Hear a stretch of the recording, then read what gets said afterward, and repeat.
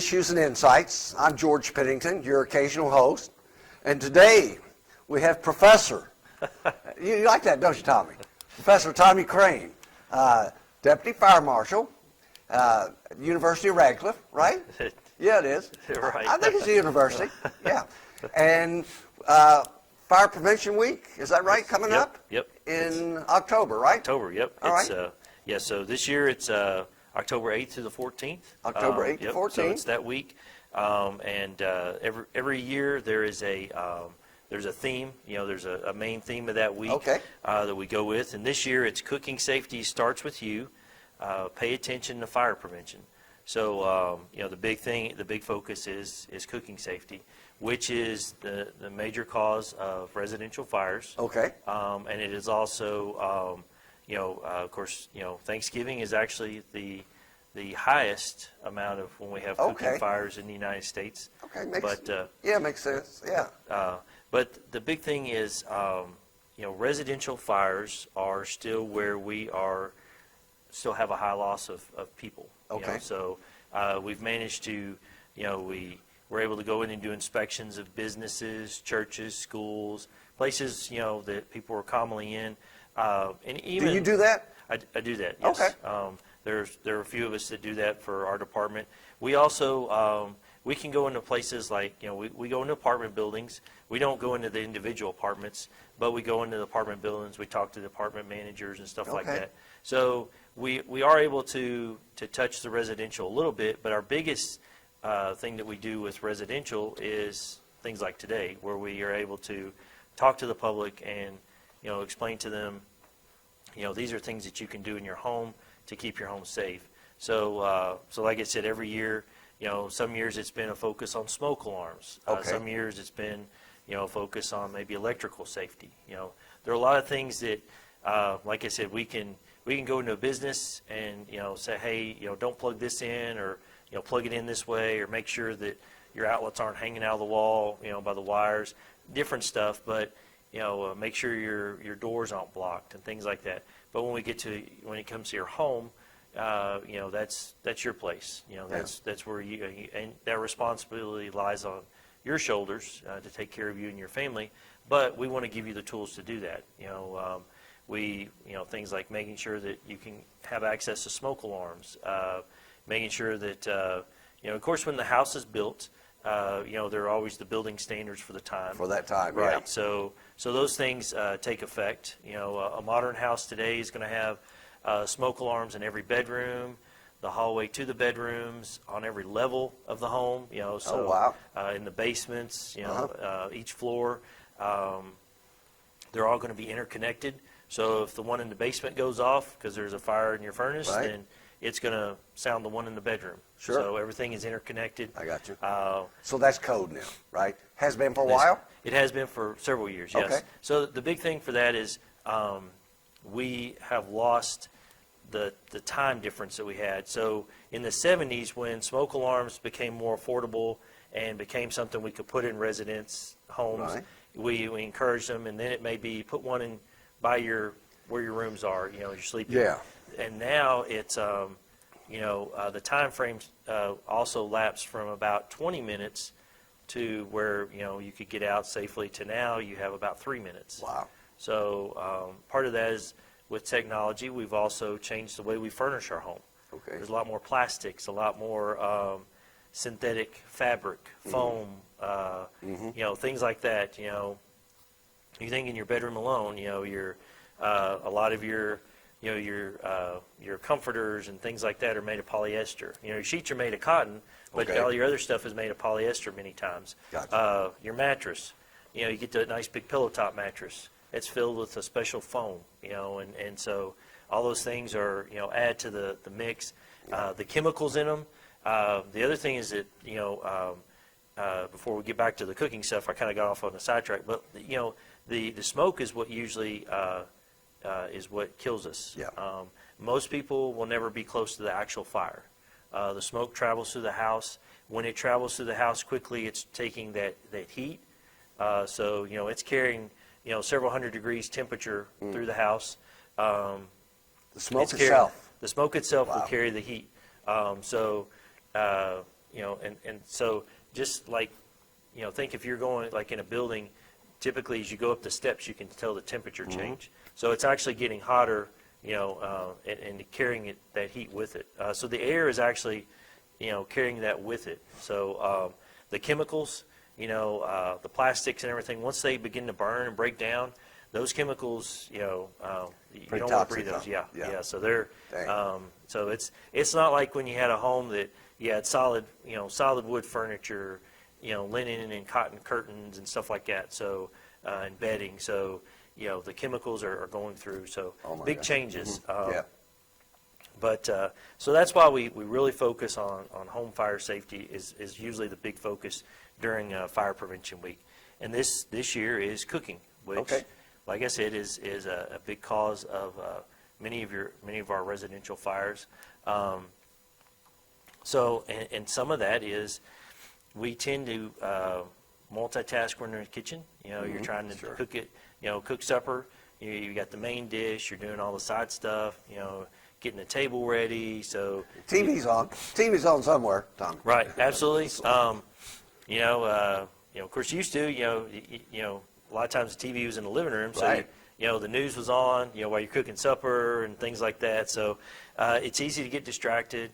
If you've got kids, the kids are running around. They're sometimes they're trying to help. Oh, not our kids. They're studying, Tommy. They're quietly studying. You know that. Well, yeah. Usually, now my son, he's 17. So usually now, usually the only time he pokes his head in the kitchen is when he's, hey, I'm hungry. Yeah. So, but you've got little kids. You've got dogs. We've got 2 good-sized dogs that, if they know there's food around, they're worse than the kids. They're knocking you down, and so you have to shoo them out of the kitchen. But so that's the first thing, is think about your kids, your pets, the area around the stove, the oven, even around the microwave. That should be like a kid and pet free zone. Especially for smaller kids. If you think about it, a lot of times they're shorter than the height of the stove. Yeah. So if something, say a pan of boiling water, or vegetables, pasta, whatever, if it were to get knocked off, it would scald them. Yes, it would. The other thing is just, with little kids and pets included, you back up and you don't see them, you trip over them. Trip right over.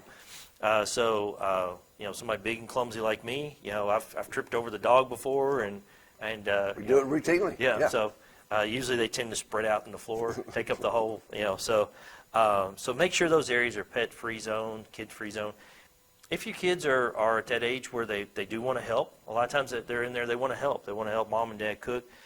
Give them tasks that are safe for them. Obviously, don't put them to cutting potatoes if they're 3 years old. Yeah. But give them age-appropriate tasks. Maybe let them set the table. Maybe let them help you mix something. Give them something to occupy them where they are not right there, by the stove and stuff. So things like that. If you may have to, run them out of the kitchen. Sometimes that happens. Hey, I need my space. I need to. Watchfulness in the kitchen, just making sure that you're watching. Make sure you turn your pot handles. Especially the ones close to the end of the stove. Make sure you turn them in. Turn them in. Yeah, so you don't bump them. Mm-hmm. Even if you're right there, you move around, you could bump them. Sure. Spill something. Burn yourself, burn somebody around you, or actually start a fire. Make sure the area around the stove, there's not a lot of things like dishcloths or paper towels, or the wrappers where you've taken something out of a wrapper to put in the pan. Gotcha. Make sure those things aren't there because they could catch fire and spread a fire. Watch what you're cooking. Make sure you're watching if you're frying something, so the oil doesn't overheat. Gotcha. Make sure you're not dropping something that's frozen right into a pan of hot hot liquid, and things like that. Just make sure that you're keeping an eye on those things. If you've got cords, say you're doing a family get together and somebody bringing crock pots, things like So make sure the cords aren't dangling, and so something could grab them and accidentally go by and catch it with your hand and pull those things into the floor and stuff like that. I wanted to ask you about, you recommend a little fire extinguisher in the kitchen, or what? I do. But I do, there are some tricks, though, that would save you from having to use a fire extinguisher. There are some things, what to do if there's a fire. the first thing is, as you're getting ready for your food prep and getting ready to cook, is try to make sure that you've got the lid that fits that frying pan or that pot. Okay. Or if you have just a flat cooking sheet, just a baking sheet, just a Right. flat baking sheet. And the reason for that is the easiest way to take care of a grease fire or any fire in the kitchen is typically just cover the pan. Cover it with, there is a way you can use like a wet dishcloth, and we've tried it to experiment with it. It does work. The only reason I really don't recommend it is because typically you have to kind of toss it or throw it, and if you don't get it just right, but the metal flat pan, we've tried that, works perfect. Typically, Just set it on there. You're instantly pushing the flames down. You're smothering the fire, and within a few seconds, your fire is out. Wow. You haven't Yeah. had to. Yeah. A fire extinguisher is a great tool, but it can also make a mess. Yes. And if you don't hit the fire correctly, when we've done this too, we've tried all these experiments. And we actually did a 411 video here at the HCEC-TV, and we actually showed how if you hit the fire with the fire extinguisher, you can actually spread it. Spread it. Yeah, so there's a way to do it. Interesting. You spray and you basically cover it, but like I said, all that powder goes everywhere. It does. So the quickest, cleanest way to do it is put a lid or put a baking sheet over it, reach over, turn the heat off, and you're done. Okay. The worst thing you have is you have a smoked up kitchen. Yes. Do not use flour. We've tried that, and we've shown that in What happens? demonstration. What happens with that? It makes a nice little fireball. Oh, does it? Yeah, and use flour or water, and it instantly makes you a nice little flash fire, Oh, wow. which spreads it. And if you hit the grease, you also spread the grease, and then that goes everywhere. Okay. So then that catches your cabinets and anything around. So the best thing, is to just try to keep it, don't use flour, don't use water. Don't pick the pan up and try to carry it outside. A lot of kitchens, dining room areas, like our house, the door is just, 6 feet away. Yeah. The back door. But if you pick it up and it's on fire, then you risk spilling it. You risk burning yourself. And I have met people that have burned themselves, with the hot grease. Don't pick it up. Don't try to move it because you risk sloshing it around.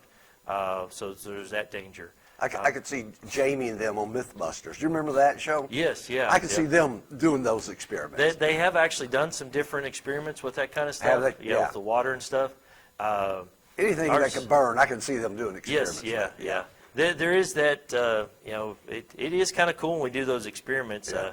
We're not nearly as technical and They're ours pretty look- techy, aren't they? Yeah, they're a little more. They got a bigger budget, too. Yeah, they got a bigger budget, and they also have all their stuff they can. So we're usually limited, and then we usually do it out. We'll do it out back behind the fire station or at the training site, so Right. we can have a place to do it. But we have done some stuff just to see, if we're telling people to do this or don't do that, what happens. But like I said, the time and again, just covering the fire and turning the heat off. If there's a fire in your oven, same thing. Just keep the oven door closed. Gotcha. And turn the heat off. It's that area. Once the fire has used up that oxygen, Right. then it's going to go out. Just turn it off. Keep the door closed. And same way in the microwave.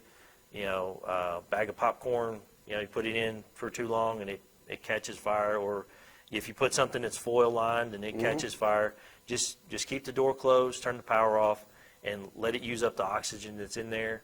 And then it's going to go out. Just curious, how often would the Radcliff Fire Department respond to a house fire? Once a week?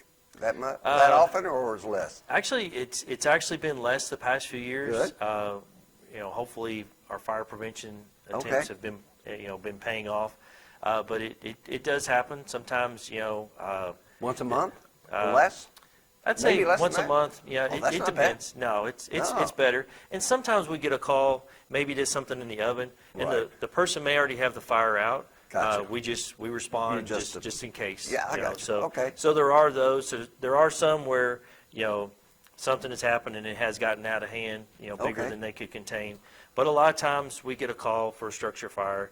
It may be something where maybe there was something on fire in the oven, and they've called us I got you. just to get there it may be something we wind up just helping them, get the smoke out of the house, I got you. ventilate the house, and that's good. You know, that's good that, and that means that they were there quick enough. They were there and they were aware of it. I got you. And they were able to do their own fire prevention. Just curious, how about grass fires? Do y'all ever get any calls about that?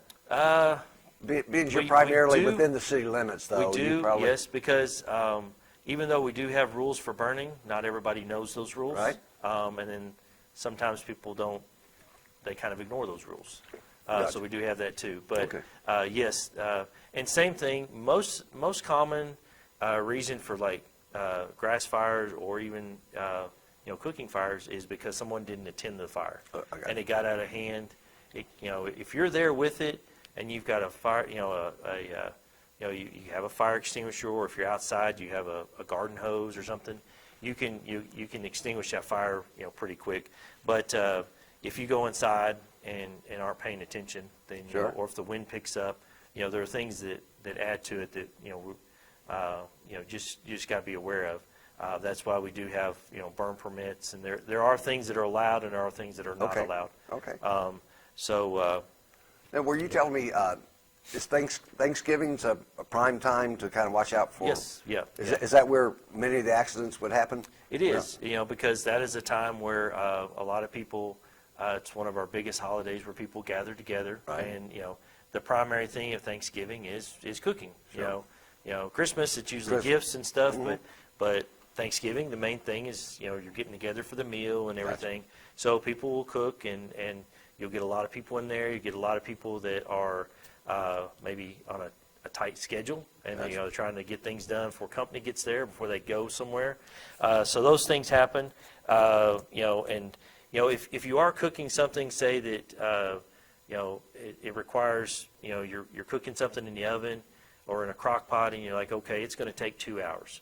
Well, I'm not going to stand by the stove for 2 hours. Right. Set a timer. Check on it periodically. Gotcha. Don't wait till you're something smells a little warm. Don't wait till you're smelling something. No, that's the typical pot roast, Right. Tommy. Yes, Tommy, yeah, so- we always burn it. We always burn it. So don't wait until your nose is telling you that you should probably get in the kitchen. So definitely set a timer. Go ahead and do your other stuff. But when it's something like that, if it's on the stovetop, the rule of thumb is stay with it. Okay, yeah. Because it can get out of hand pretty quick. And just the other day, I was cooking something, and I'll tell on myself I wasn't paying attention. It was a recipe that required boiling water and milk. So if you boil water, typically you have a little time and it doesn't. Yeah.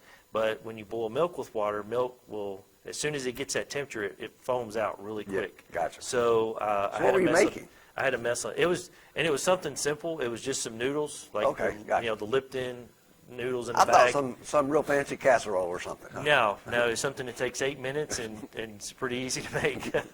So, but something as simple as that. The boiling temperature for milk, once it reaches, it reacts differently than water. Okay, gotcha. It boils over and makes a mess that you have to clean up, and Is its boiling temperature less or more than water? that is a question I would have to Google. So I'm not sure. I'm not sure either. But I know that when it gets there, it reacts much faster than water does. Gotcha. So, we talked about what to do if there's a fire. The main thing is to keep that pan or that pot right there. Okay. And cover it up, and just once you cover it up, just leave it, and turn the heat off. Okay. You've done two things. A fire has to have oxygen. It has to have some fuel. Whatever it's going to burn. And then it has to have a heat source. Okay. So once you put the pan over, or the lid on top of it, you've cut the oxygen. And you turn around, and you reach off and turn it off. You've cut the heat source. So 2 out of the 3 things for that chain reaction. Yeah, they're gone. Meatloaf said 2 out of 3 ain't bad, right? There you Remember go. that? So, yeah. So, but yeah, so that's the easiest way to do it. But definitely, like I said, awareness in the kitchen. Okay. And other things to think about, especially with fall getting here, is making sure you're checking those smoke alarms. Okay. Check the smoke alarms. Check them, make sure they're working. Make sure that they're not older than 10 years old. Okay. Because they're the reliability kind of goes down after that gets, you know, to that 10-year mark. Some of your newer smoke alarms. Are many of them CO monoxide? You can smoke alarm combos You now? can get the combos now. If you build a new house, if you have like propane, natural gas, or an attached garage, you have to have at least one carbon monoxide. Okay. And what they usually would do now is they'll put a combo in the area where the rooms are or something, bedrooms. Yeah. And that, Yeah. so that's but you have to have at least one for if you have that type of Okay, house. gotcha. But even if you have an older home and you have any of that, or even if you have a like the ventless gas logs, or even if you have a fireplace or Right. a wood stove, anything that's going to build up has that carbon monoxide exchange. Okay. That could potentially put that out there. That's, you know, you want to make sure you have a carbon monoxide detector. They also have a lifespan. Depending on the manufacturer, it could be 7 or 10 years. Okay. They were originally designed from the start where they're supposed to beep once they reach that into that life. Okay, yeah. That they'll beep. And even if you change the batteries, put a fresh set of batteries in, they'll still beep. So they're designed like that. Okay. But there again, I've seen some Interesting. older ones that have met that, and just like anything else, they didn't go off like Didn't they're go, supposed yeah. to. Yeah, and they were older than the time frame.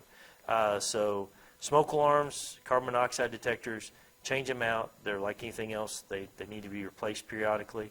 Fire Prevention Week's a good time to do that? Absolutely. Just when first of the year? Well, you know, we change our clocks Oh. in October as well. Good time, yeah. So that's a good time to change the batteries, check the smoke alarms. Yeah, good idea. You know, clean them out every once in a while. You know, dust them because they sit there and collect dust. Yeah, I get- and that oh, can all of can that. hamper their effectiveness as I well. got you. Sure. And you know, things like that. You know, clean them out every once in a while with a vacuum cleaner, just Okay. lightly. Make sure you're checking them. Just reliability. They all have a button on them that'll you can That test you can them. test it? Mhm. Okay. Yeah, and then a lot of the newer ones, even the battery operated ones, a lot of the newer ones are coming out with a sealed battery, so you don't have to worry about changing the I got battery.